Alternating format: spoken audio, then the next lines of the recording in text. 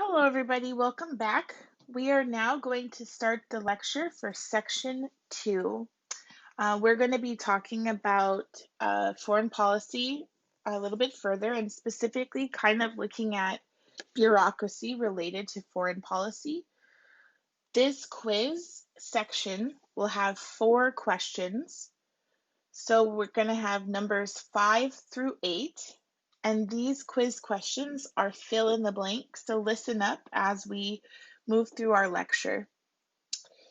So the foreign policy bureaucracy, we'll touch on some ideas we already discussed back in chapter 6, and then we're going to mix it in with a few new ideas, so pay close attention.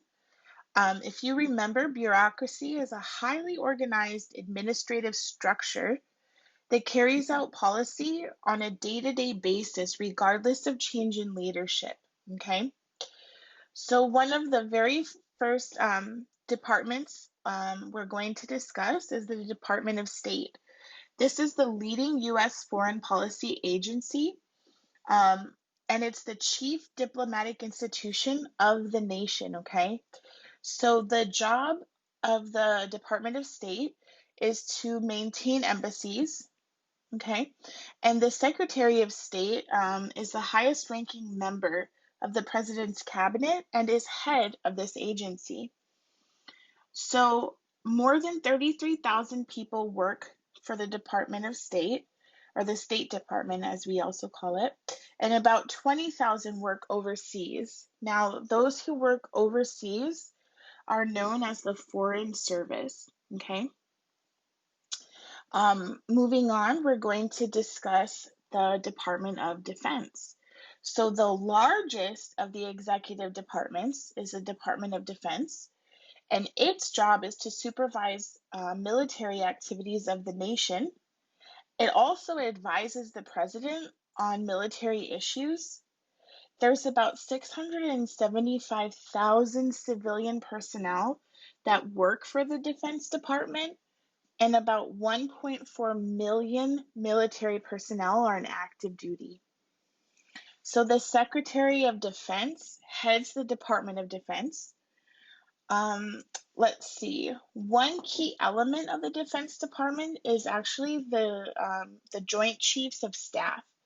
So the Joint Chiefs include the Chiefs of Staff of the Army and the Air Force, the Navy's Chief of Naval Operations, and the Commandant of the Marine Corps. And these members of the military advise the Secretary of Defense, the National Security Council, and the President.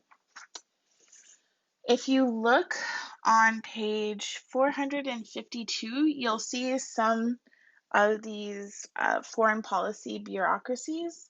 I'm not going to really discuss this table, but it's got some really interesting facts, so I encourage you to go ahead and look at that. Let's see, coming back here. The third bureaucratic agency we're going to discuss is actually the Central Intelligence Agency. So the CIA's job is to collect and analyze information about foreign nations and implications for national security. The CIA engages in covert or secret activities to advance the U.S. foreign policy goals. And it's kind of because it's like a spy agency. There's a lot of misinformation relating to it, but I kind of think it's a little fun to discuss the CIA because of how many like movies there've been and all this crazy, just all the crazy stuff you see people saying about the CIA and all of the different shenanigans that the main characters in these movies go on. But it actually is a little bit of a boring agency. They're not all spies that go on these crazy, Mission Impossible style missions. It's a bureaucratic organization. There is a tremendous amount of paperwork and computer files and research and interviews and it's just that's the bulk of the organization. Let's see, let's continue on and discuss the president, Congress, and foreign policy. So this is where you're going to hear me discussing 3 of the 4 questions on your quiz. Before we get started on that, I just want to go over question number 7, okay, from the quiz, and that is a fill in the blank question, and it says the Joint Chiefs of Staff, which is the answer, include the Chiefs of Staff of the Army, the Air Force, and Navy, blah, blah, blah. So the answer to number 7 is Joint Chiefs of Staff. Okay, let's continue on. So the Constitution grants, and this is actually the answer to number 5, specific roles to the executive and legislative branches regarding the creation of U.S. foreign policy. And specifically, what you need to know for question number 5 is that the Constitution grants Congress, which is the answer, the power to declare war. The answer to number 5 is Congress. All right. So, executive powers. I hope you remember who the executive is. It's the president.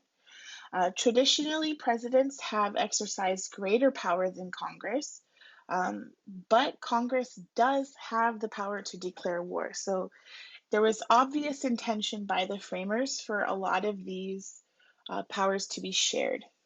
All right.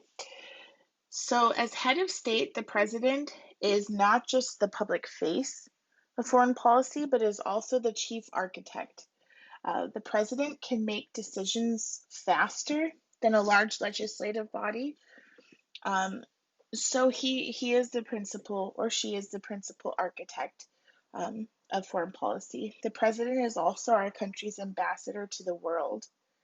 The Constitution gives the president, as chief diplomat, the power to negotiate treaties. Now, a check on this power is that treaties must be ratified by a 2/3 vote in the Senate. Okay. Let's see. The president can make executive agreements, which are informal agreements with heads of other nations, but Congress must be officially notified of these agreements within 60 days. So there's another check to this power. The president has the right to establish diplomatic recognition. Okay, that is the answer to question number 8, diplomatic recognition. And this is actually the ability to formally recognize another government. The famous example I give is President Nixon visiting China and formally recognizing China's government. It's a determination that the U.S. will officially acknowledge that government as a proper representative of the country's people. And that's a huge power. All right, the president is also a military leader. He has the role of commander-in-chief of the armed forces. The Constitution balances the president's power as commander-in-chief with Congress's power to declare war. Let's see here. It's important to discuss the War Powers Act of 1973. This is the answer to question number 6, War Powers Act of 1973. In response to the Vietnam War, where the president sent in troops and there was an ongoing conflict and fighting, there was no formal declaration of war ever given. Congress passed the War Powers Resolution, stating that if a president sends in troops, they must inform Congress within 48 hours, and unless Congress issues a declaration of war, the troops must be withdrawn within 60 to 90 days. So that is another check on the president's power. Constitution grants Congress the power to declare war. I'm repeating it again. But Congress also has the power to appropriate or deny funds, to ratify treaties, and to confirm presidential appointments. So Congress has a lot of checks on the president's power and vice versa. So Congress can introduce resolutions regarding foreign policy. However, they are routinely ignored by the executive branch. So that's another check. But Congress can then sway the executive branch by threatening to pass legislation or even withhold funding.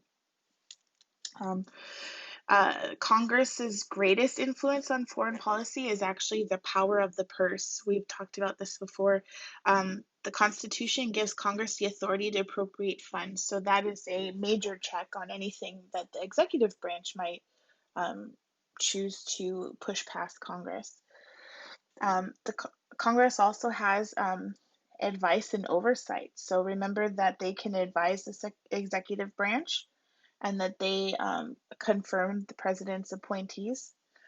The Congress also conducts hearings and investigations into the ability of executive agencies to do their job. Let's see, interest groups. They're a way for minority viewpoints to be heard. And so sometimes people get very frustrated at the thought of interest groups having a say in things. But again, it's become a key component to the political process. So interest groups supply information to the public and to policymakers. And all politicians are pretty sensitive to public opinion, and they use the news media to generate public awareness. And so these interest groups, via the media and the president and Congress, they can all kind of go back and forth in fighting for public opinion, because at the end of the day, whoever has the nation behind them has the most power. Whoever has public opinion ends up having the most power at the end of the day. So this is the end of section 2. I've done my best to keep it brief. Thank you for listening. And remember that there are 4 questions. The answer to number 5 is Congress. The answer to number 6 is the War Powers Act. The answer to number 7 is Joint Chiefs of Staff. And the answer to number 8 is diplomatic resolution. Thanks for listening.